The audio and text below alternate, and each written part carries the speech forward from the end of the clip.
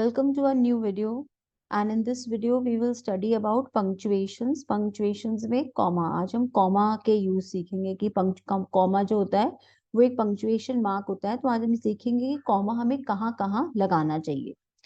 सबसे पहले ये है कि comma होता क्या है। comma क्या होता है? एक shortest pause, सबसे फुल स्टॉप जो होता है वो एक लॉन्ग पॉज होता है। जब हम ज्यादा रुकते हैं, स्टॉप करते हैं, तो उसके लिए हम फुल स्टॉप लगाते हैं। लेकिन शॉर्ट पॉज अगर हमें करना है तो उसके लिए हम कॉमा लगाते हैं।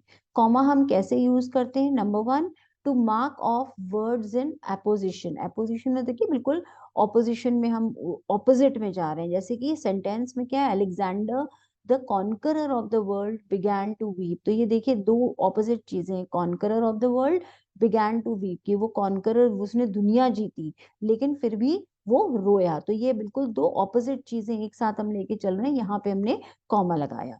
सेकंड हमारा क्या होता है? To mark of the nominative of address. Nominative of address means कि हम जैसे यहाँ पे ये O madam I am your humble servant, तो ये मैडम को बोल रही है, सर्वेंट बोल रही है कि मैडम मैं आपकी हम्बल सर्वेंट हूँ। तो ये नॉमिनेशन दिखा रहा है कि वो मैं क्या हूँ, तो मैं आपकी हम्बल सर्वेंट हूँ। तो यहाँ पे भी हमने नॉमिनेटिव ऑफ एड्रेस, तो एड्रेस ये हो गया मैडम, और उसका नॉमिनेटिव क्या हो गया कि मैं आपकी हम्बल सर्वेंट हूँ। तो एड्रेस और नॉमिनेटिव के बीच में गैप लगाना है तो हम कॉमा लगाएंगे।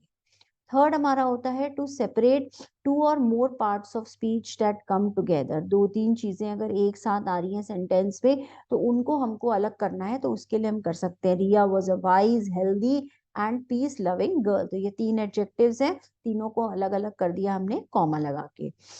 After an absolute construction, absolute construction का मतलब है कि पूरा जब काम हमें बिल्कुल लग रहा है कि काम खत्म हो रहा है, तो उसके बाद क्या करना है? तो having done his work he went to bed, कि अपना काम खत्म करने के बाद वो बेड पे गया। तो ये एक एब्सोल्यूट कंस्ट्रक्शन है कि काम पूरा खत्म हो गया और फिर वो बेड पे गया।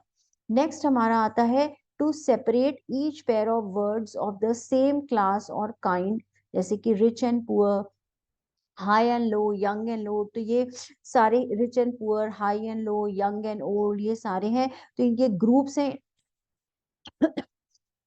इन ग्रुप्स के बीच में हमने कॉमा लगा दिया। तो ये हम इस तरह से इसको अलग अलग कर सकते हैं। टू सेपरेट वर्ड्स, फ्रेजेस और clauses inserted into the body of a sentence, कि कोई फ्रेज है, कोई वर्ड है या कोई क्लॉज है, जैसे हाउएवर है, ये क्लॉज होता है। तो इन सबको सेपरेट करने के लिए भी हम सेंटेंस में लगाते हैं। हाउएवर के बाद तो हमेशा ही हम कॉमा लगाते हैं सेंटेंस में। जब कभी भी हम हाउएवर यूज करेंगे तो हाउएवर के बाद कॉमा हमेशा लगता है। To avoid the repetition of a verb, Garima is a dancer, Aditya a singer. तो यहाँ पे इज को अवॉइड करने के लिए हमने क्या किया, इज बार बार नहीं लगाना पड़ा, तो आदित्य के बाद हमने कॉमा लगा के अ सिंगर लगा दिया। तो हमारा वर्ब एक ही बार लगा यहाँ पे। To mark off a direct quotation from the rest of the sentence, की जैसे कि यहाँ पे हमने ये जब कोटेशन मार्क्स में, बिल्कुल डायरेक्ट स्पीच में जब हम सेंटेंस की बात कर रहे हैं, तो कोटेशन मार्क में अगर कोई वर्ड है तो कोटेशन और सेंटेंस के बाकी के पार्ट को सेपरेट करने के लिए हम कॉमा लगाते हैं। So subscribe for such more informations. Thank you.